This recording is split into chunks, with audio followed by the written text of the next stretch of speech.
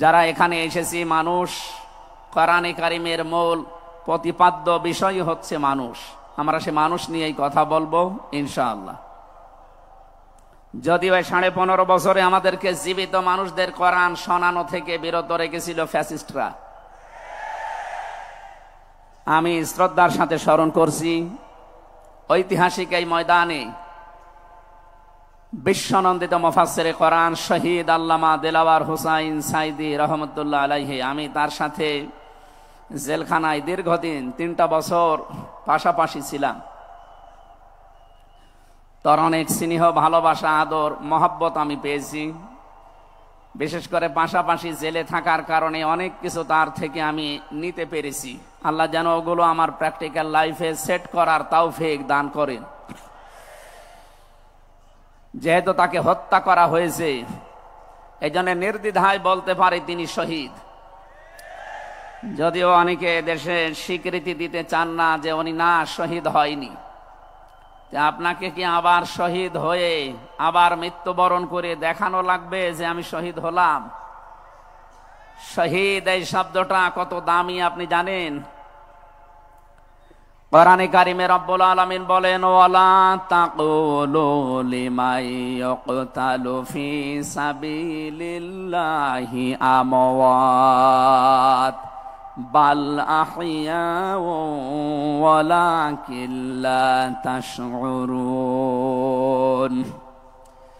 সূরা বাকারা 2 নম্বর পারা 2 নম্বর পৃষ্ঠার 12 নম্বর লাইনে আছে এটা। আল্লাহ বলেন, এ মুখ দিয়ে বলবা না যারা আমি আল্লাহর জন্য শহীদ হয়েছে তাদের মরে গেছে, মৃত্যুবরণ করেছে, তারা মৃত, এ কথা বলবা না। বরং তারা জীবিত, কিন্তু তোমরা টের পাও না। মুখের পরে মানুষ যে অন্তরে একটা ধারণা নিয়ে আসতে পারে, এজন্য মহান আল্লাহ অন্তরে ধারণা করতেও নিষেধ করেছেন। ওয়ালা তাহসাবান্নাল্লাযীনা কুতিলু ফী সাবিলিল্লাহি আমওয়াতা বাল আহইয়াউন ইনদা রাব্বিহিম ইরযাকুন। সূরা আলে ইমরান 4 নম্বর পারার 11 নম্বর পৃষ্ঠা 9 নম্বর 169 নম্বর আয়াতে আছে।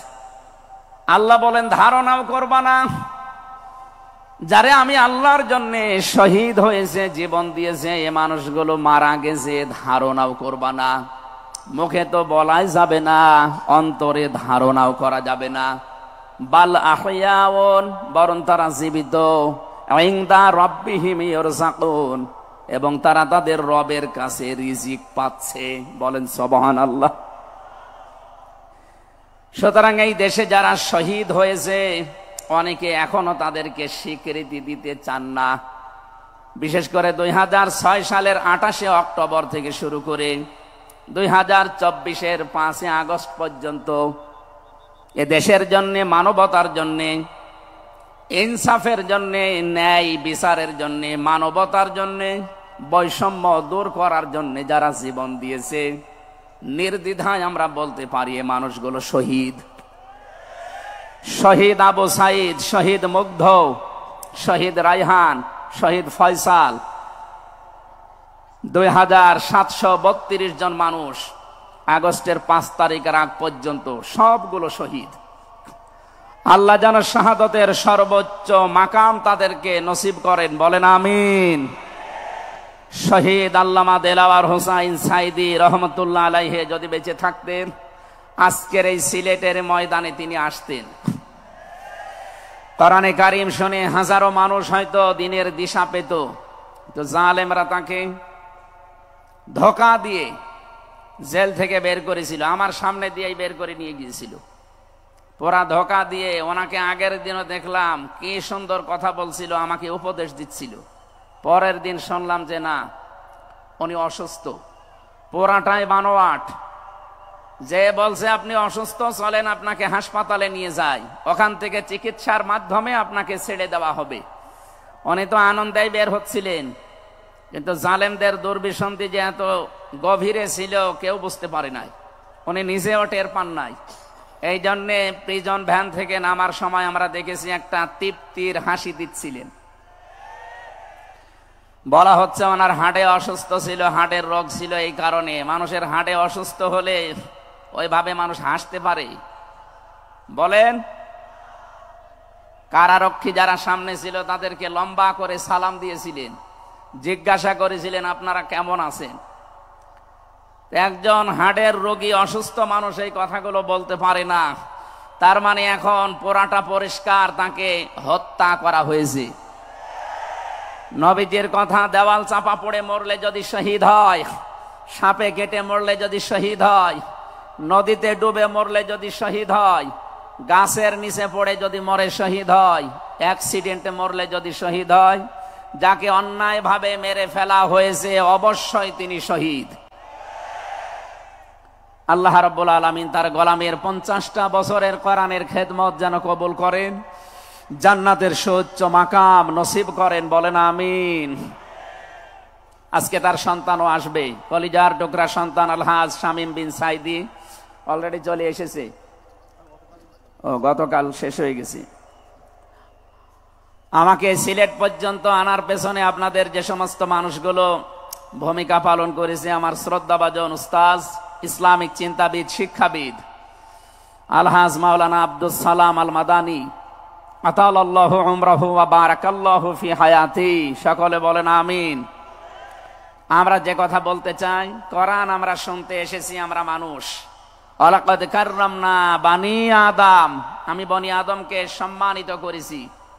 অথচ এই সম্মানিত সৃষ্টির অসম্মান করার জন্য এই 15.5 বছরে অনেকেই সিনেমিনি খেলছিল। আল্লাহ তাদের সমস্ত কাজকে নস্যাৎ করে দিয়েছেন।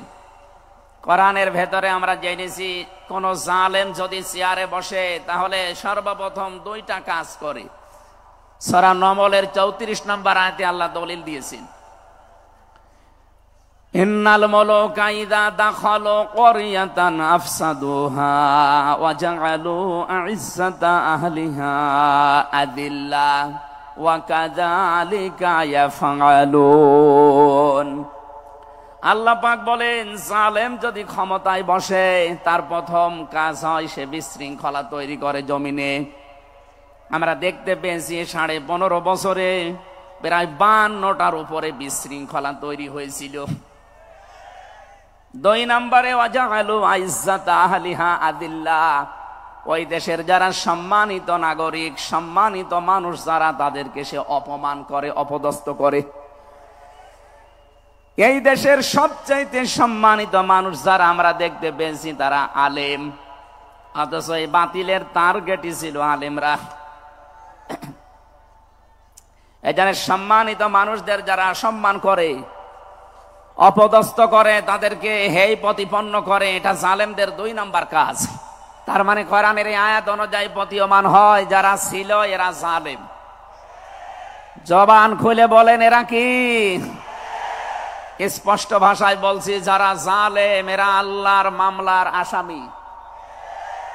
কথাটা খুব হালকা মনে হচ্ছে।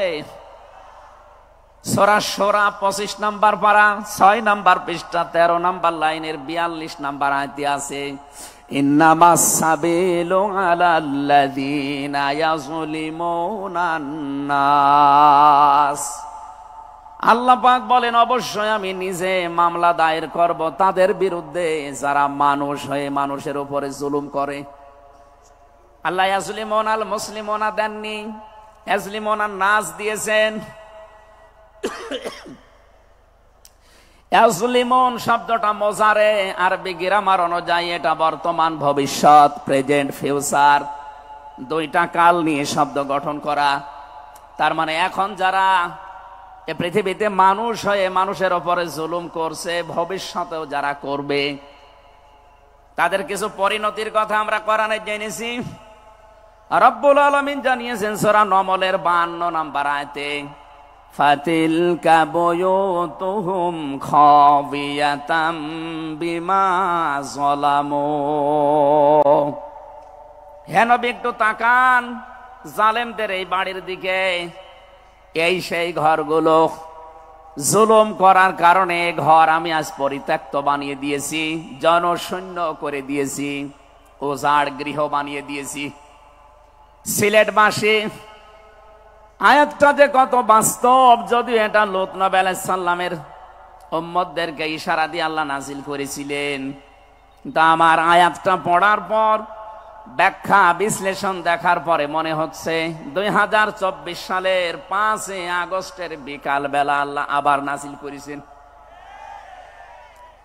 আল্লাহ যেন তার কুদরতি আঙ্গুল দিয়ে দেখাচ্ছেন, এই সেই ঘরগুলো খাবিয়াতান আমি জনশূন্য করে দিয়েছি, পরিত্যক্ত বানিয়ে দিয়েছি, বিমা যালামু জালেমদের জুলুমের কারণে। এর বাস্তব প্রমাণ আমি কুষ্টিয়ায় হানিফ সাহেবের বাড়িটা দেখতে পেয়েছি। বিকাল 5টা বাজতে বাজতে মানুষ বাড়ি না ইট পর্যন্ত রাখে নাই, পায়খানার প্যান পর্যন্ত খুলে নিয়ে চলে গেছে। এতটুকু আল্লাহ শেষ করেননি, এর পরের শব্দ আমাদের জন্য। আল্লাহ তাআলা জানিয়েছেন বিমা যালামু জালেমদের জুলুমের কারণে ওই জায়গা পর্যন্ত আল্লাহ অভিশপ্ত বানিয়ে দেয়। বাংলাদেশের 630টা থানা কম বেশি প্রায় জায়গায় আমার যাওয়া হয়ে গেছে। আমি দেখতে পেয়েছি জালেমদের কোন চিহ্ন অন্তত এদেশে আর নেই। ফাকতিয়া দাবিরুল কওমিল্লাযিনা যালামু, আল্লাহ বলেন জালেমদের শিকড় কাটা হয়ে গেছে। কতিয়া এটা মজহুল, এর ফাইল বা কর্তা জানা নেই। আল্লাহ বলেন জালেমদের শিকড় কাটা হয়ে গেছে, কে কেটেছে জানা নেই। সারা দেশে জালেমদের বাড়ি ঘরগুলোর দিকে এখন একটু তাকান। আমি তো যেই কয়টার দিকে তাকালাম দেখি মানুষ 8-9 জন 10 জন করে যায়, কেউ এদিকে কেউ এদিকে কেউ এদিকে, সব মনে হচ্ছে জামাতবদ্ধ টয়লেট চলছে। আল্লাহ জালেমদের বাড়ি পর্যন্ত অভিশপ্ত এমনি করে নাই, আমাদেরকে শিক্ষা দিতে চেয়েছেন এটা। এদের এত বড় শিকড় যদি সমলে আমি উপড়িয়ে ফেলতে পারি, ইন্না ফি যালিকা লাআয়াতাল লিকওমিন ইয়ালামুন। এখানে লামে তাকিদ আছে, এখানে কত আলেম বসে আছে, শব্দ শুরুই করেছেন আল্লাহ ইন্না দিয়ে, মাঝখানে লামে তাকিদ দিয়েছেন। আল্লাহ পাক বলেন অবশ্যই এর ভেতরে শিক্ষা আছে, কাদের জন্য? যারা জ্ঞানী সম্প্রদায়। সুতরাং এটা যেহেতু রেকর্ড হয়, সারা বাংলাদেশে কালকে ছড়াবে। সবাইকে উদ্দেশ্য করে বলছি, জালেমদের এত বড় শিকড় যদি আল্লাহ কেটে ফেলতে পারে, আগামীতে যারা চেয়ারে বসবেন ক্ষমতায়, তারা খুব চিন্তা ভাবনা নিয়ে রাষ্ট্র চালাবেন, আপনার দ্বারা যেন জনগণের উপরে জুলুম হয়ে না যায়। যদি আপনার দ্বারা জুলুম হয়, আগামী 5 বছর পরে আপনার বাড়িও দেখবেন শ্মশান হয়ে গেছে। আমি আশা করি আমার বক্তব্য আপনারা বুঝেছেন, এবং রেকর্ড হওয়ার পরে যারা শুনবে তারাও বুঝবে। আমি এটা বলতাম না, আমি দেখতে পাচ্ছি কিছু মানুষ ইদানিং উলট পালট কথা বলছে। এ কারণে আমি ইঙ্গিত দিলাম, এখনই যদি আপনি এরকম কিছু বলেন, কিছুদিন পরে বলতে পারেন না। গতকালকে এক নেতা এইটা জানিয়েছে যে 15 বছর তো কোরআনের অনুষ্ঠানে অনুমতি লাগতো, আমরা যদি আসতে পারি অনুমতি দেব না। তা আপনি এ কথা বলবেন আমরা জানি, তা কিছুদিন পরে বলতে পারলেন না, আগেই বলে দিলে মানুষ তো সব জেনে ফেলবে। এই জন্য আমার মনে হয় আপনি ভুল করে ফেলেছেন। আপনি আস্তাগফিরুল্লাহ বা তওবা করে নেবেন, থুক্কু এরকম কিছু দিয়ে অন্তত ফিরে আসবেন যে না, এটা এখন আমি বলবো না, কিছুদিন পরে বলবো। মানুষকে আল্লাহ সম্মান দিয়েছেন, সেই মানুষের উপরে যারা জুলুম করে তারা আল্লাহর কেসের আসামি। পুলিশের কাজে বাধা দেন, পুলিশ বাদী মামলা হবে। আর যারা মানুষ হয়ে মানুষের উপরে জুলুম করে তারা আল্লাহবাদী মামলার আসামি। আল্লাহ কিন্তু ইয়াজলিমুন আল মুসলিমুনা দেননি, যে মুসলমানদের উপরে যারা জুলুম করে ইয়াজলিমুনা নাস দিয়েছেন। বলেন তো হিন্দু কি মানুষ না? আরো আসতে বলেন। এই যে বাইরের দেশের যে সমস্ত আন্তর্জাতিক রিপোর্ট গুলো আছে, ভয়েস অফ আমেরিকা এবং মাইক্রোসফট, সব খ্রিস্টানরা ইহুদিরা এরা চালায়। এরা রিপোর্ট দিচ্ছে সারা বিশ্বের 257টা দেশের ভেতরে সবচাইতে নিরাপদে সাম্প্রদায়িক সম্প্রীতি নিয়ে বাস করছে বাংলাদেশের মানুষ। অথচ এই 54 বছর মিথ্যাচার করে বিশ্বের মোড়লদের কাছে আমাদেরকে অনেকেই কালার করার চেষ্টা করেছে। তারা এতদিন মানুষকে শুনিয়েছে বাংলাদেশে সংখ্যালঘু নির্যাতন হয়, এটা দাহা মিথ্যা কথা। যারা এটা ছড়িয়েছেন সারা বিশ্ব তাদেরকে এখন ধিক্কার দিচ্ছে, ঘৃণা জানাচ্ছে। তারা বলছে এই বাংলাদেশ নিয়ে যারা মিথ্যাচার করছে ওদের জন্মটাই মিথ্যার উপরে। আপনি মাইক্রোসফট দেখেন, তারা রিপোর্ট দিয়েছে সারা বিশ্বের সবচাইতে বেশি মিথ্যা তথ্য ছড়ানো হয় ভারতে। আমি নাম নিতে চাইছিলাম না, বেরিয়ে গেছে। ওদের নাম আমার নিতে মনে বলে না। আমি ঘৃণা করি ওদের উগ্রপন্থী কিছু মানুষকে। হিন্দু ভাইরা আমাদের শত্রু না, কিছু উগ্র আছে যারা জঙ্গি, ওরা এই নামটা মুসলমানদেরকে দিয়েছে। অথচ সবচাইতে বড় জঙ্গি এই উগ্র হিন্দুরা। এদের কারণে আজ হিন্দু সমাজেরও বদনাম হয়ে যাচ্ছে। পরিষ্কার কথা শোনেন বাংলার মানুষেরা, একটা মুসলমানকে যদি আঘাত করেন একটা গুনাহ হবে, কোন অমুসলিমের গায়ে হিন্দুর গায়ে যদি আঘাত করেন ডবল গুনাহ হবে। একটা জুলুমের গুনাহ আর একটা আমানতের খেয়ানত করার গুনাহ। তারা আমাদের কাছে আমানত না, কথা বলেন না কেন? অথচ 15.5 বছরে আমরা আমানতের অনেক খেয়ানত করে ফেলেছি। আগামীতে এই খেয়ানত হবে না ইনশাআল্লাহ। বিশ্ব ইসলামী আন্দোলনের সর্বজন শ্রদ্ধাভাজন নেতৃত্বে যিনি আছেন, আপনাদের সিলেট বিভাগের কৃতি সন্তান, উনি অলরেডি জানিয়ে দিয়েছেন এদেশে যদি ইসলাম আসে সবচাইতে বেশি নিরাপদে থাকবে অমুসলিমরা। এই জন্য গাইবান্ধায় দেখলাম একটা অনুষ্ঠানে, তার আগে একজন হিন্দু পুরোহিত ঠাকুর বক্তব্য দিচ্ছিল যে এই দেশে আগস্টের 5 তারিখের পর থেকে সবচাইতে বেশি নিরাপদে আছি আমরা অন্য ধর্মের লোকেরা। আমরা একথা বিশ্বাস করি, যদি দেশে ইসলাম আসে সবচাইতে বেশি নিরাপদে থাকতে পারবো আমরা। এই জন্য তারাও মনে প্রাণে ইসলাম এদেশে কায়েম হোক এটা চাচ্ছে, বলেন আলহামদুলিল্লাহ। এই জন্য হিন্দুরা আমাদের শত্রু না। আল্লাহ বলেন যারা মানুষ হয়ে মানুষের উপরে জুলুম করে, অত্যাচার করে, এরা আমি আল্লাহর মামলার আসামি। যারা বিশ্বজিৎকে হত্যা করেছেন তিনি আমার সাথে জেলখানায় 3 বছর ছিল, সে ফাঁসির মামলার আসামি। এখন 30 বছর তারা জেল খাটা লাগবে, যাবজ্জীবন জেল হয়ে গেছে। শাওন ছেলেটার নাম, বাড়ি খুলনা, আমাকে মাঝে মাঝে এই তালিকা করার জন্য আসতো, আমাদের রাইটার ছিল। এসে আবার কাছে কান্নাকাটি করে বলতো, হামজা ভাই জীবনে যা ভুল করেছি। এই বিশ্বজিৎ ছেলেটা বারবার আমাকে বলছিল যে কিসের জামাত ইসলাম, কিসের শিবির, ভাই আমি তো মুসলমানই না। আপনার যদি বিশ্বাস না হয় তো আমি কাপড় চোপড় খুলি, তারপরও আমরা তারে মানি নাই। কপের পরে কপ দিয়ে জায়গায় শেষ করে দিয়েছি। এখন এই যে আমার মা বাবা আমার আর পরিচয় দেয় না, এমনকি আমার যাদের কথা মতো এই কাজ করেছিলাম তারাও আর কোনো খোঁজ খবর নেয় না। 30টা বছর এখন আমার জীবন থেকে নষ্ট হয়ে যাচ্ছে। উনি আমাকে জানিয়েছিলেন, এই জন্য আমি বললাম। উনি বলেছে আপনি বাইরে যদি যেতে পারেন জনগণকে সতর্ক করবেন, কেউ যেন কারো উস্কানিতে পা দিয়ে অন্তত জীবনটা নষ্ট করে ফেলে না ফেলে। এই জন্য এই মেসেজটা পৌঁছালাম। অনেকে উস্কানি কিন্তু দিচ্ছে। আগস্টের 5 তারিখের পর থেকে উস্কানি আরম্ভ হয়েছে বাংলাদেশকে বিশৃঙ্খল করার জন্য বিভিন্ন কায়দায়।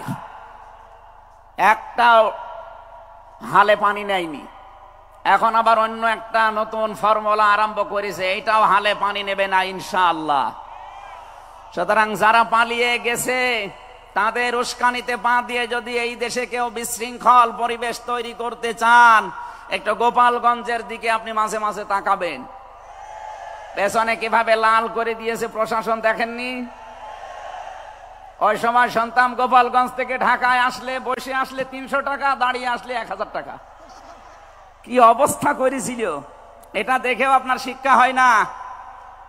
এই জন্য আমি সতর্ক করছি, আগামী থেকে আমরা যেন কারো উস্কানিতে পা দিয়ে বিশৃঙ্খল পরিবেশ তৈরি করে দেশটা অন্তত 9 রাজ্যের স্বর্গরাজ্য আমরা তৈরি করে না ফেলি। আল্লাহ যেন আমাদেরকে তৌফিক দেন কথা মেনে নেওয়ার, বলেন আমিন। তাহলে যারা মানুষ হয়ে মানুষের উপরে জুলুম করেছে তারা। মামলার আসামি কার? আরো জোরে বলেন কার? বৈষম্য বিরোধী ছাত্র আন্দোলনে যারা 9টা দফা দিয়েছিল, আমি কোরআনে কারিমের সাথে প্রায় 6টা দফা পেয়েছি। সূরা নাহালের 90 নম্বর আয়াতে 6টা আছে, আর বাকি জায়গা থেকে তারা আরো 3টা নিয়েছিল। তারা প্রথম যেটা নিয়েছে ওই ওয়ান জাস্টিস, আমরা ন্যায় বিচার কায়েম করতে চাই, এটা আল্লাহ 1500 বছর আগে জানিয়েছেন। সুবহানাল্লাহ বলতে পারেন নাই? আমরাও তো চাই এদেশে ন্যায় বিচার কায়েম হোক, কথা বলেন ঠিক কিনা? আর কোরআনে কারিম ছাড়া ন্যায় বিচার কায়েম করা সম্ভব না। আমান আমিলা বিহি ওজেরা আমান হাকামা বিহি আদালা। যদি কেউ আমল করে কোরআনের, তাকে আল্লাহ পুরস্কার দেবে। কেউ যদি এই কোরআনে কারিম কায়েম করতে পারে, তাহলে সে ন্যায় বিচার কায়েম করতে পারবে। সুতরাং এদেশে যারা শহীদ হয়ে গেলেন জীবন দিয়ে, তাদের যে উদ্দেশ্য, এ উদ্দেশ্য যেন সামনে সফল হয়, আমরা সবাই সেই চেষ্টায় থাকবো ইনশাআল্লাহ। সতর্ক করছি এ কারণে, 1628 জন মানুষ দায়িত্বে ছিলেন বাংলাদেশে, ডাইরেক্ট ইনডাইরেক্ট মিলে। এরা আমরা যতদূর দেখতে পেয়েছি, আমার জেল জীবনের 3টা বছর ফাঁসির কন্ডেম সেলের ভেতরে আমি দেখেছি বাস্তবতা। এই 1628 জন কম বেশি এরা জুলুমের সাথে জড়িত। কেউ সরাসরি জালেম, কেউ জালেমের দোসর। কথা বলেন, জালেমরা টার্গেট কার? আরো জোরে। এজন্য আপনারা আল্লাহর মামলার আসামি। বাদী যত বড় হয় মামলা তত কঠিন হয়। আমাদের মামলা, আলেমদের মামলার বাদী সব ছিল সরকার, এই জন্য আলেমদের কোনো জামিন নেই। আমার মামলা 30 বারের উপরে উঠেছে, সিএমএম কোর্ট, জজ কোর্ট, হাইকোর্ট মিলে। জামিন হবে না, কারণ আমার নামের আগে আলেম আছে। আমার নামের আগে যদি লয়দির কি গোয়া থাকতো, আমি 3 বছর না 3 দিনও আমার জেলে থাকা লাগতো না। আমাকে ধরার পরে তারা অফার দিয়েছিল, যা যা বলতে বলি এইগুলো শুধু বলবেন, কালকে আপনাকে আমরা ছেড়ে দেব না। এত মিথ্যা কথা বলা আমার দ্বারা সম্ভব না। বলে তাহলে যান। এই যে দিয়ে দিল, ন্যায় বিচার কায়েম হচ্ছে দেশে, এই কথা তারা মানুষকে শোনাতো। পুরাটাই চলেছে 15.5 বছরে, পুরা অবিচার আর অন্যায়। এই জন্য যারা আল্লাহর মামলার আসামি, আপনি ভাবতে পারেন বিষয়টা কত বড় বিষয়। আল্লাহ নিজে মামলার বাদী, নিজে বিচারপতি, নিজে রায় দেবেন। এই জন্য জালেমদের একুলো শেষ, অকুলো শেষ। মানুষ হিসাবে আমরা মানুষকে সামনে সম্মান দিয়ে চলবো ইনশাআল্লাহ। দরুদ আর সালাম পড়ছি আমাদের নবী, মানবতার মহান শিক্ষক মুহাম্মদুর রাসূলুল্লাহ সাল্লাল্লাহু আলাইহি ওয়াসাল্লামের প্রতি। বিশ্ব নবীকে আল্লাহ পড়া কোরআন শরীফে, এই যে কোরআনের যে আয়াত পড়লাম আমরা, সূরা বাকারার 208 নম্বর আয়াত আমরা তেলাওয়াত করেছি। এ কোরআনে কারিম পড়তে হলে প্রতিটি অক্ষর, 29টা অক্ষর আমরা আছে জানি আরবি, প্রতিটি অক্ষর দিয়ে নবীজিকে আল্লাহ ডাক দিয়েছেন একটা সুন্দর এবং উত্তম নাম নিয়ে। বিশ্ব নবীকে আল্লাহ আলিফ দিয়ে জানিয়েছেন আহমদ, তিনি প্রশংসিত। বা দিয়ে আল্লাহ জানিয়েছেন আমার নবী বাশির, তিনি সুসংবাদদাতা। তা দিয়ে আল্লাহ জানিয়েছেন আমার নবী মুত্তাকি, তিনি পরহেজগার। সা দিয়ে আল্লাহ পাক জানিয়েছেন আমার নবী মুদ্দাসসির, তিনি কম্বলওয়ালা। জিম দিয়ে আল্লাহ জানিয়েছেন আমার নবী জামিল, সুন্দর। হা দিয়ে আল্লাহ জানিয়েছেন আমার নবী হামিম, অন্তরঙ্গ বন্ধু। খ দিয়ে আল্লাহ জানিয়েছেন আমার নবী খাতামান নাবিয়্যিন, শেষ নবী। এভাবে বলতে বলতে সর্বশেষ অক্ষরে যে দেখবেন ইয়া, আল্লাহ জানিয়েছেন ইয়াসিন। বলেন আল্লাহু আকবার। তাফসিরে কাবীর আল্লামা ফখরুদ্দীন রাজি রহমতুল্লাহ আলাইহি এই সিন শব্দের তিনি 5টা ব্যাখ্যা দিয়েছেন। তিনি লিখেছেন সিন মানে সাজ্জিদুল আলামিন, সিন মানে সাজ্জিদুল বাশার, সিন মানে সাজ্জিদুল কাওনাইন, সিন মানে সাজ্জিদুল আম্বিয়া, সিন মানে সাজ্জিদুল মুরসালিন। এক একটা শব্দের ভেতরে হাজার হাজার কথা তিনি দিয়েছেন। আমি একটা বলছি, সিন মানে সাজ্জিদুল আলামিন, শুধু আলম না, আলামিন বহু বচন। এই পৃথিবীতে 257টা রাষ্ট্র আছে। যত জগৎ আল্লাহ বানিয়েছেন, আপনি যে জগতেই বাস করেন না কেন, মুহাম্মদ রাসূলুল্লাহকে আপনাকে নেতা মানা লাগবে, আদর্শ মানা লাগবে। কারণ আল্লাহর ঘোষণা দেওয়া নেতা এই একজন। আল্লাহ পৃথিবীর অন্য কাউকে হে নেতা এ শব্দ বলেননি। শুধু আমাদের নবী, আপনার নবী মুহাম্মদ রাসূলুল্লাহকে জানিয়েছেন ইয়াসিন, হে নেতা। আয়াতের তাফসিরে আমি আরেকটা আয়াত পেয়েছি, সূরা হুদ 12 নম্বর পারা 12 নম্বর পৃষ্ঠার 1 নম্বর লাইনের 98 নম্বর আয়াত। এটা তাফসিরে ফি জিলালিল কোরআনে পাবেন। আমি সামারাইজ করে বলছি, যদিও ফেরাউন সম্পর্কে এটা নাজিল হয়েছে, সাইয়্যিদ কুতুব রাহমাতুল্লাহ আলাইহি তাফসীর করতে গিয়ে তিনি লিখেছেন, যেই নেতা জাহান্নামে যাবে কিয়ামতে, ওই দলের নেতার যত অনুসারী আছে, যত মানুষ তাকে অনুসরণ করত, সব অনুসারীরা তার সাথে জাহান্নামে যাবে। এটা বাংলাদেশের সাথে খুব দরকার, এজন্য আমি সতর্ক করলাম। আপনার বিবেকের কাছে প্রশ্ন করে এটা নেতা নির্বাচন করবেন, এটা দুনিয়ার বিষয় হলে আমি বলতাম না, এটা আখিরাতের সাথে রিলেটেড। যার নেতা ঠিক নেই, ওই নেতা যদি জাহান্নামে যায়, ইয়াকদুমু কওমাহু ইয়াওমাল কিয়ামাতি ফাআওরাদাহুমুন নার ওয়া বিসাল বিরদুল মাওরুদ। জোরে বলেন আল্লাহু আকবার। সিলেটবাসী, সারা বাংলাদেশ এখন আমার সামনে, এই যে দেখতে পাচ্ছেন না, সারা বাংলাদেশে ছড়াইয়া যাচ্ছে। যাদের নেতা ঠিক নেই, আদর্শ ঠিক নেই, এক্ষুনি আপনি তওবা করে ঠিক করবেন। সত্যি বলছি, যাদের নেতা ঠিক নেই, ওই নেতা যদি জাহান্নামে যায়, আল্লাহর কসম আপনাকে ওর সাথে জাহান্নামে যাওয়া লাগবে।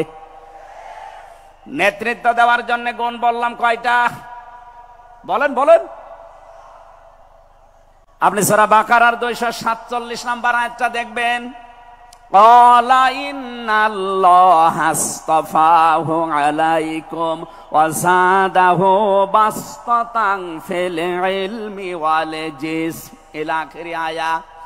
আল্লাহ নিজে জানিয়েছেন, এই পৃথিবীতে কেউ যদি নেতৃত্ব দিতে চায়, তার প্রথম নাম্বারে জ্ঞান লাগবে। জোরে বলেন, কি লাগবে? আপনি যাকে মেনে চলেন, যার না নেতৃত্ব মানেন, বলেন তো সে জ্ঞানী আপনার দৃষ্টিতে মনে হয়?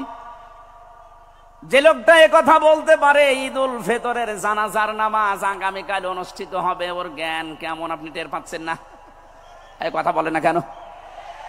এই জন্য নেতৃত্ব সামনে কেউ দিতে চাইলে তাকে জ্ঞানী হওয়া লাগবে, আসমানের জ্ঞানী হওয়া লাগবে। যাবতীয় জ্ঞান, জাগতিক জ্ঞান তো লাগবেই, মাস্ট বি। এইটার জ্ঞান লাগবে। কোনটার বলেন? 2 নম্বরে আমি বেশি নেতা হওয়ার জন্য লাগবে, কেউ যদি সীমা লঙ্ঘন করে, কথাবার্তার কাছে কামে, সে নেতৃত্ব দেওয়ার যোগ্যতা হারিয়ে ফেলে। এটা সূরা শুআরার 152 নম্বর আয়াতে পাবেন। বাংলাদেশে আমরা এই কয়েকদিন ধরে দেখতে পাচ্ছি, ডক্টর মিজানুর রহমান আজহারি উনি একটা ইঙ্গিত দিয়েছেন, আর কেউ কেউ তার কথাটা ধরে মাথার কল্লা পর্যন্ত 10 লাখ টাকা ঘোষণা দিয়ে দিয়েছে। আপনার এত টাকা যে একজন মানুষের মাথার দাম আপনি 10 লাখ ঘোষণা দিয়ে দিলেন, তাও আপনি একজন পীর। এটাকে পীর না শয়তান? দুদককে বলবো, যারা 10 লাখ টাকা মানুষের মাথা ঘোষণা দিতে পারে, তার টাকা আছে কত আপনারা খোঁজ নিন। এক কথা বলেন না কেন? এই পীরগুলোকে আমরা মানুষকে 50,000, 5 লাখ, 10 লাখ টাকার কম্বল বিতরণ করতে দেখি না এই শীতে। তারা মানুষের মাথা চায় 10 লাখের বিনিময়ে। কি হয়েছে? সে একটা অসংলগ্ন কথা বলেছে, এই কারণে। আপনি 2 ঘন্টা কথা বলেন তো, আমি আপনার 50টা ভুল ধরবো। আমরা 1.5 ঘন্টা 2 ঘন্টা কথা বলে একটা স্লিপ অফ টান হলে সেইটা নিয়ে এই যে কেরামান কাতিবিন উনি একটা কি বলতেছে বলে ফেলেছে। আরে ভাই, আমাদের বয়সই কত? আমার বয়স এখন 33, মিজান ভাই আমার 5 বছরের বড় মাত্র। এসব মিলে নাই তার 38-40 বছর হবে। এখনো তো নবুয়তের বয়সই আমরা পাইনি। কথা বলে না কেন? নবীকে আল্লাহ 40 বছরের আগে নবুয়ত দেয়নি, আমরা তো সে বয়সে এখন মানে পার হতে পারিনি। দু একটা কথা এদিকে ওদিকে হলে আপনারা মাথা 10 লাখ টাকা, মাথা কি এত ফ্রি বলেন? কেউ কেউ অলরেডি আবার বলেছে এরা ধর্ম ব্যবসায়ী। এই কথা যেই লোকটা জানিয়েছে মিজানুর রহমান আজহারীর নাম নিয়ে যে এটা ধর্ম ব্যবসায়ী, আপনার ঈমান চলে গেছে। কারণ মিজানুর রহমান আজহারীর নামের আগে একজন আলেম লেখা আছে, আল উলামা ওয়ারাসাতুল আম্বিয়া, আলেমরা নবীর ওয়ারিস। এই কথা বলেন না কেন? অনেক বড় দায়িত্ব তার মাথার উপরে। নবী যে জানিয়েছেন আনা খাবাল খাতামান নাবিয়্যিন লা নাবিয়্যা বাদি, আমি শেষ নবী, আমার পরে কোনো নবী নেই। এ কথার ভেতর একটা ইঙ্গিত আছে, নবী শেষ, তারপরে নবী নেই। অথচ আদম নবী থেকে শুরু করে হযরত ঈসা নবী পর্যন্ত আমরা দেখেছি এক নবী শেষ হওয়ার পরে আর এক নবীর উপরে এ দায়িত্ব এসে পড়তো। উম্মতের দায়িত্ব ভার নবীরা নিত, কিন্তু এখন তো নবী নেই। যেহেতু ওনার ঘোষণা আমার পরে আর কোনো নবী নেই, আমি শেষ নবী, এই হিসাবে নবীজি জানিয়েছেন আল উলামা ওয়ারাসাতুল আম্বিয়া, আমি থাকবো না কিন্তু আলেম থাকবে, এরাই আমার ওয়ারিস, এরাই আমার স্থলাভিষিক্ত। নবীর উপরে কথা বললে যেমন আমল আখলাক আল্লাহ নষ্ট করে দেয়, আলেমদের বিরুদ্ধে আলেমদের উপরে কারো যদি কথা যায় তার পেছনের আল্লাহ সব নষ্ট করে দেবে। অহুম লা ইয়াশউরুন, কখন যে নষ্ট হয়ে যাবে আপনি টেরও পাবেন না। এই জন্য সীমা লঙ্ঘন করা যাবে না, কথা এবং আচরণে আপনারা সাবধান থাকবেন। যারা এই সীমা লঙ্ঘন গুলো করছেন, কাদের ইঙ্গিতে করছেন আমরা কিন্তু জানি। মাঝে মাঝে দাদারা এসে আপনাদের কান পড়া দিয়ে যায়, আর আপনারা তখন উল্টা পাল্টা কথা বলতে থাকেন। কেউ না জানলে দেশের আলেমরা কিন্তু আগেই টের পায়, কারণ এরা তাহাজ্জুদের নামাজের সেজদায় আমার আল্লাহর সাথে কথা বলে। কথা বলেন না কেন?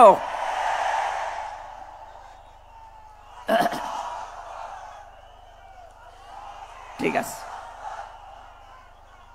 এই জন্য যারাই যা কথা বলবে না কেন, কারো কান পড়ায় কান দিয়ে সীমা লঙ্ঘন করবেন না। আমি আশা করি কি বোঝাতে চাই আপনি বুঝেছেন। নেতৃত্ব দিতে হলে সীমার ভেতরে থাকবেন। 3 নম্বরে আমি পেয়েছি সূরা কাহফের 28 নম্বর আয়াতে যে গাফেল হওয়া যাবে না যারা নেতা হবে। অথচ এই দেশে আমরা দেখি এই 54-53 বছরে যারা নেতৃত্ব দিয়েছে অধিকাংশ গুলোই গাফেল। আল্লাহর এই কোরআন সম্পর্কে তারা গাফেল, মানবতার সম্পর্কে তারা গাফেল ছিল। 4 নাম্বারটাই পেয়েছি সূরা নিসা, এইটা আমার মনে হয় না বলাই ভালো, না এইটা বললে সমস্যা আছে। আমি শুধু আয়াত বলে দিচ্ছি, বাড়ি যে মিলান আমি বাংলাও বলবো না। সূরা নিসা 5 নাম্বার পারার 2 নাম্বার পৃষ্ঠার 11 নাম্বার লাইনের 34 নাম্বার আয়াত। আল্লাহ রাব্বুল আলামিন, বাংলা বলবো, আর রিজালু কাওয়ামুনা আলান নিসা, নেতা হবে পুরুষ, মহিলা নেতা হতে পারবে না। এটা একটু আস্তে বলেন, আমার ভয় করে। এই জন্য আমরা সামনে যারা নেতা হবে তারা যেন পুরুষ হয়। কথা বলেন ঠিক কিনা? নবীজি জানিয়েছেন লা ইউফলিহা কওমুন, ওই জাতি কখনো সফল হতে পারে না যে জাতির নেতৃত্বে কোনো মহিলা বসে আছে। আমার এই হাদিসটা 100% বিশ্বাস হয়, আপনাদের না 98 ভাগ? এই হাদিস 100% বিশ্বাস করেন কারা? দেখি লিল্লাহে তাকবীর। এই দেখেন তো, হাত তোলেনি কে? আলহামদুলিল্লাহ। ঠিক আছে, বসেন বসেন বসেন, তাফসীর মাহফিলে বসেন।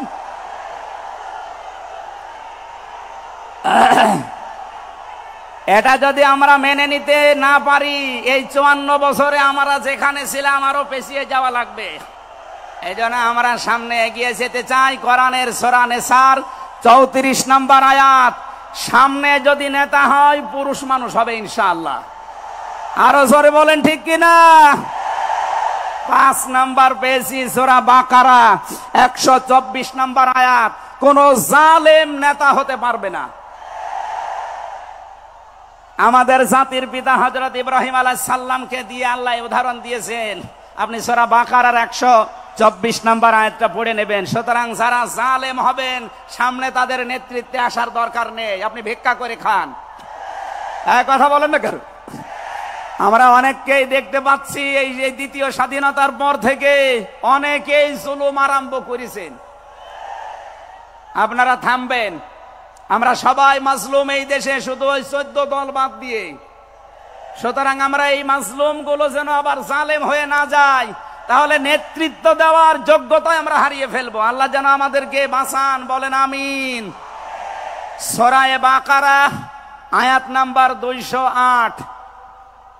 আমরা একটা মাত্র আয়াত থেকে আজকে তাফসীর করার জন্য বসছি। আমার নির্ধারিত সময় পর্যন্ত যাব।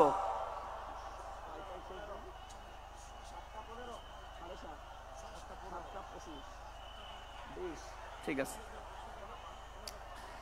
জবান খুলে দিয়ে আগে পড়ে না। আউযু বিল্লাহি মিনাশ শাইতানির রাজিম। বিসমিল্লাহির রহমানির রহিম।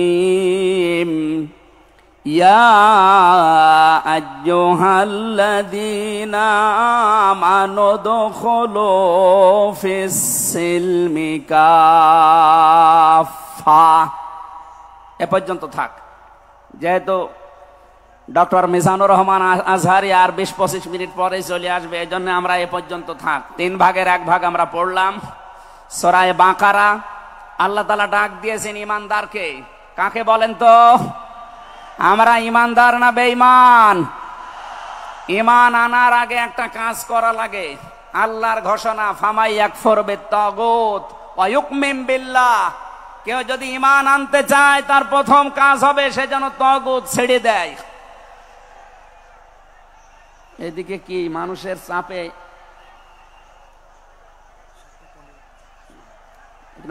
চাপে, এগুলো হচ্ছে নাকি? আপনারা একটু ধৈর্য ধরেন। আসলে এনাদের তো আর জায়গা নেই, আর কোথায় পাবে জায়গা? এখানে শুনলাম আসার আগে 8 থেকে 10 লাখ মানুষের ওনারা ব্যবস্থা করেছে। এরপরও বাইরে যে অবস্থা দেখলাম, কমপক্ষে 15 থেকে 16 লাখ মানুষ আজকে এই সিলেটের ময়দানে এসেছে কোরআন শোনার জন্য। আলহামদুলিল্লাহ। সম্মানিত ভাইরা, আমরা যেটা বলতে চাচ্ছি, ঈমান আনার আগে আল্লাহর নির্দেশ যে তাগুত ছেড়ে দাও, তাহলে ফাকাদ ইসতামসাকা বিল উরওয়াতিল ওয়াসকা, এমন একটা মজবুত রশি ধারণ করতে পারবা, লাং ফিসামা লাহা, যা ছিঁড়ে যাবে না। এ বাংলাদেশ সহ বিশ্বে আমরা যারা ঈমানের দাবি করি, অনেকে তাগুত ছেড়ে না দিয়ে ঈমান এনেছি। এজন্য বিপদ আসলে ঈমান আর টেকে না। পক্ষান্তরে যারা তাগুত ছেড়ে দিয়ে ঈমানের দাবি করতে পেরেছে, এই মানুষগুলোর ঈমানের যত পরীক্ষা হয় তাদের ঈমান তত মজবুত হয়। শহীদ আল্লামা দেলাওয়ার হোসাইন সাঈদী তার 1 নম্বরে প্রমাণ। কথা বলেন না কেন? 13টা বছর জীবনে একটা ঘরে কাটিয়েছে, তারপরও তিনি মাথা নত করেন নাই। কারণ তাগুত ছেড়ে দিয়ে ঈমান এনেছিলেন। তাগুত ছেড়ে না দিয়ে যদি ঈমান আনতেন তিনি টিকে থাকতে পারতেন না। আমি বহু মানুষ জেলে দেখেছি, বহু আলেমকে দেখেছি, তারা টিকে থাকতে পারে না, আল্লাহকে পর্যন্ত দোষারোপ করে। ডক্টর শফিকুল ইসলাম মাসুদ, দেলাওয়ার হোসেন শিবিরের সাবেক সভাপতি, নাম নিয়ে বলছি এই কারণে, এই মানুষগুলো ঈমান এনেছিল তাগুত ছেড়ে দিয়ে। দেলাওয়ার ভাইকে তার গরম করে লজ্জাস্থানে ঢুকিয়েছে, পুরুষাঙ্গ নষ্ট করে দিয়েছে। 57 দিন লোকটা রিমান্ডে ছিল, তারপরও টলাতে পারে না জালেমরা। কিন্তু যারা ঈমান এনেছে তাগুতের সাথে মিল মহাব্বত রেখে, আপনি তাকান, আগস্টের 5 তারিখের পরে তারা অনেকেই বেঈমান হয়ে গেছে। জাতীয় মসজিদের সাবেক ইমাম, কথা বলে না কেন? 5 তারিখের পরে পালিয়েছে, পৃথিবীর ইতিহাস পাল্টিয়ে দিয়েছে।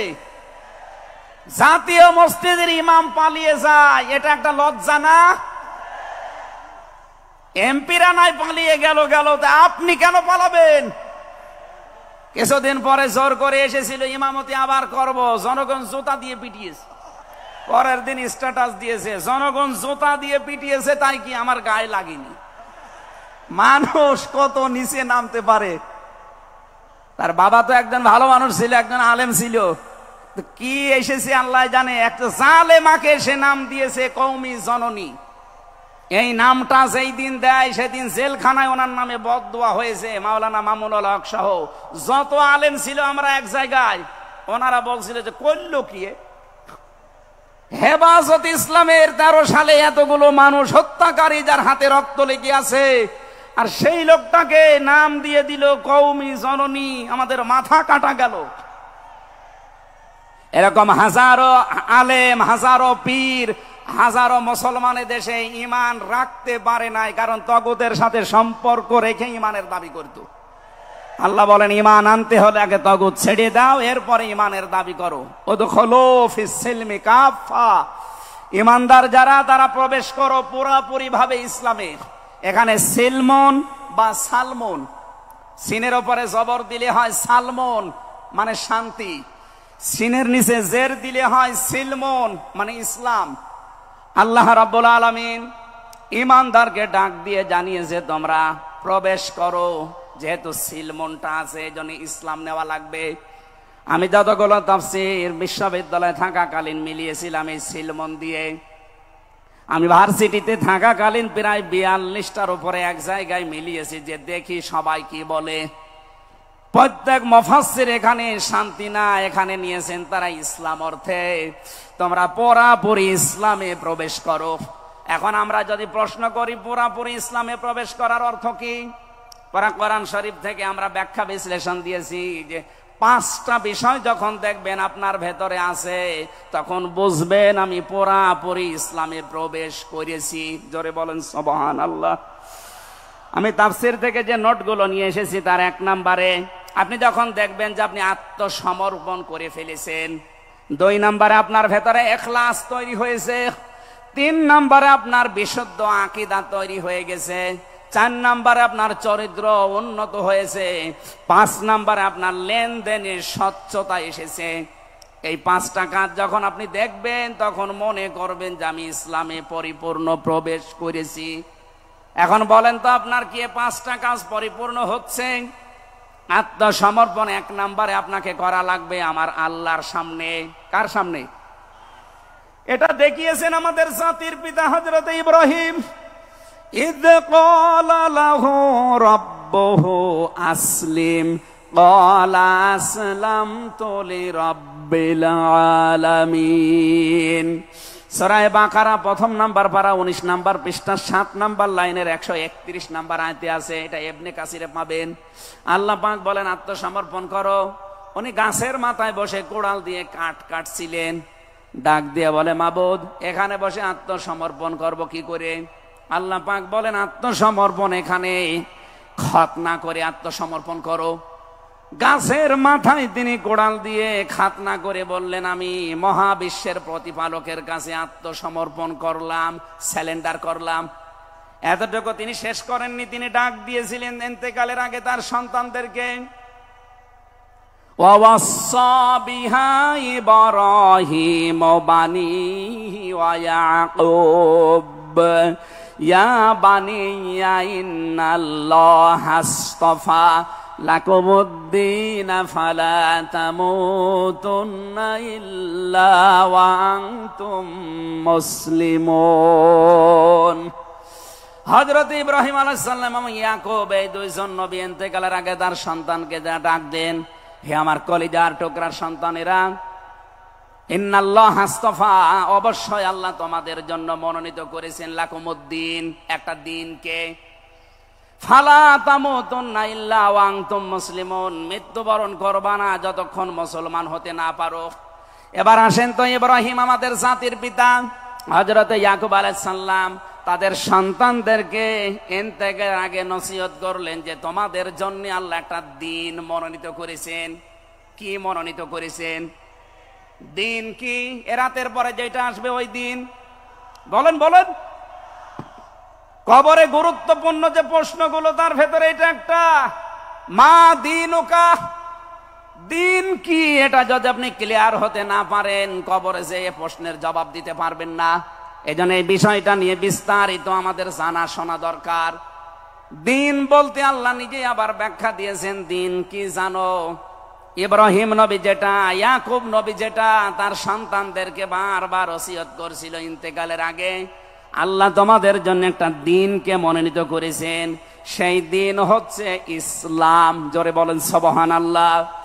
ইন্নাদ-দীনা ইনদাল্লাহিল ইসলাম। অবশ্যই আমি আল্লাহর কাছে মনোনীত একটাই দিন আছে, তার নাম, আরো জোরে বলেন। এখন পৃথিবীতে প্রায় 4,500-এর উপরে ধর্ম আছে, দিন আছে। 4,500 ধর্মের কোন দিনের উপরে, ধর্মের উপরে আমার আল্লাহ রাজি নেই, খুশি নেই, তিনি পছন্দ করেন না। একটাই মাত্র দিনকে তিনি মনোনীত করেছেন, পছন্দ করেন, তার নাম ইসলাম। ওয়ামান ইয়াবতাগি গায়রাল ইসলামি দীনান ফালা ইউকবালা মিনহু ওয়া হুয়া ফিল আখিরাতি মিনাল খাসিরিন। সূরা আলে ইমরান 3 নম্বর পারা 20 নম্বর পৃষ্ঠা 4 নম্বর লাইনের 85 নম্বর আয়াতে আছে, এ পৃথিবীতে কেউ যদি ইসলাম বাদ দিয়ে অন্য কোন নিয়ম নীতি, অন্য কোন দিন অনুসরণ করে, ফালাই ইউকবালা মিন, জীবনে আর কোনো কিছু আল্লাহর দরবারে কবুল হচ্ছে না, হবে না।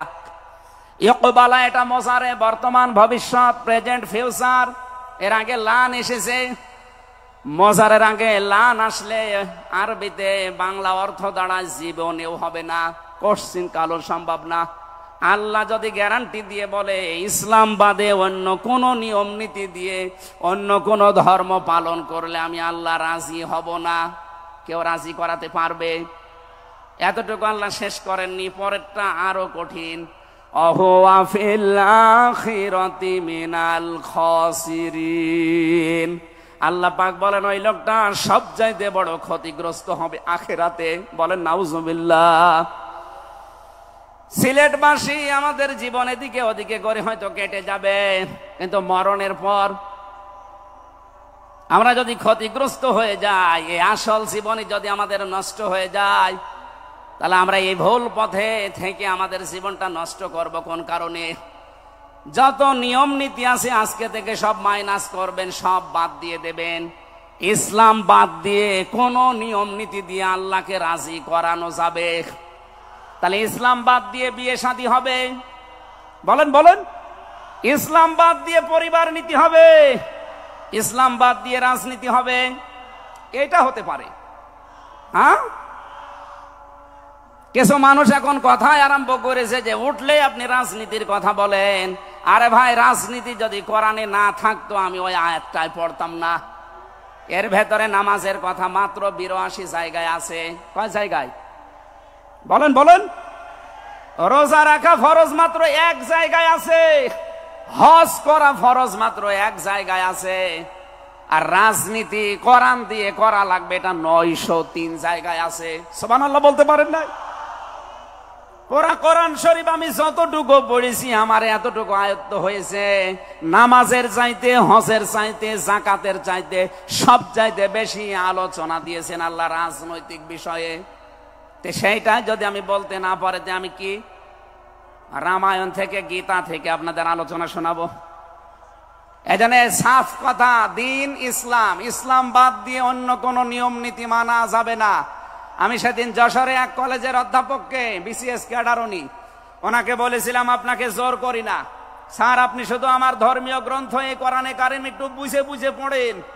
3 মাস সময় দিলাম আপনাকে।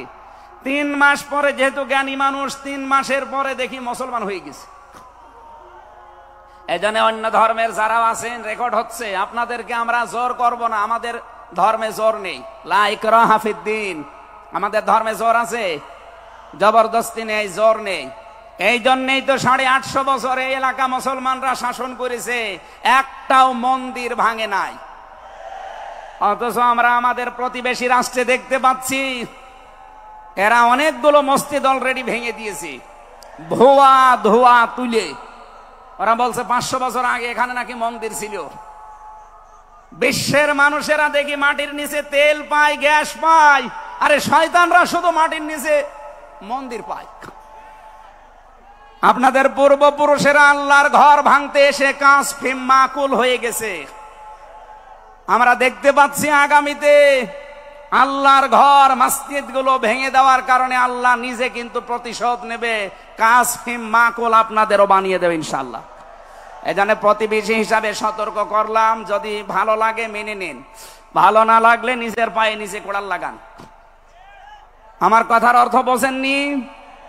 সুতরাং পৃথিবীতে দিন ইসলাম বাদ দিয়ে কোন ধর্ম সব মানুষের বানানো তৈরি করা, অন্য ধর্মের মানুষদেরকে আমরা চ্যালেঞ্জ করছি, আহ্বান জানাচ্ছি, আমাদের এইটা পড়েন, লা ইকরাহা ফিদ্দিন লা রাইবা ফি যালিকাল কিতাবু লা রাইবা ফি। কোনো সন্দেহ নেই, সন্দেহের অবকাশ পর্যন্ত নেই। এখানে আসেন, যদি মনটা আপনার ভালো থাকে, টনি বেলারের শালিকা লরেন বুথকে যেভাবে হেদায়েত দিয়েছে আপনাকেও দিতে পারবে ইনশাআল্লাহ। সে আহ্বান রেখে, এখনো যেহেতু 4টা অর্থ ছিল, আপনি যে ইসলামে প্রবেশ করেছেন তার দ্বিতীয় অর্থ আপনি দেখবেন যে আপনার ভেতরে ইখলাস আছে কিনা, আপনি কি লোক দেখানো কাজ করেন না আল্লাহর জন্য করেন, এইটা দেখবেন। 3 নম্বরে আপনার আকীদা শুদ্ধ আছে কিনা। আজ এই দেশের একটা মাসলুম সংগঠনের উপরে একটা তহমত দেওয়া হয় যে এদের আকীদা ঠিক নেই। আপনার আকীদা কত ভালো, আমি নিচে নামলাম না। 4 নম্বরে উন্নত চরিত্রের অধিকারী হওয়া লাগবে, আর এটা নিতে হবে মুহাম্মদুর রাসূলুল্লাহর কাছ থেকে। 5 নম্বরে আমাদের লেনদেন স্বচ্ছ হওয়া লাগবে। আপনারা তাফসীর শুনতে এসেছেন, আমরা বিস্তারিত আর বলতে পারলাম না আজকে, কারণ আমার সময় শেষ হয়ে গেছে। আগামীতে কিছুক্ষণ পরে যেহেতু ডক্টর মিজানুর রহমান আজহারি ভাই আসবে, ওনার কাছে আমরা আরো গুরুত্বপূর্ণ কথা শুনবো ইনশাআল্লাহ। আজকের কথাগুলো আল্লাহ আমাদের জীবনে প্র্যাকটিক্যাল লাইফে আমল করার তৌফিক দিন, আমিন। বারাকাল্লাহু লানা ওয়া লাকুম ফিল কোরআনিল আযীম। আসসালামু আলাইকুম ওয়া রাহমাতুল্লাহ।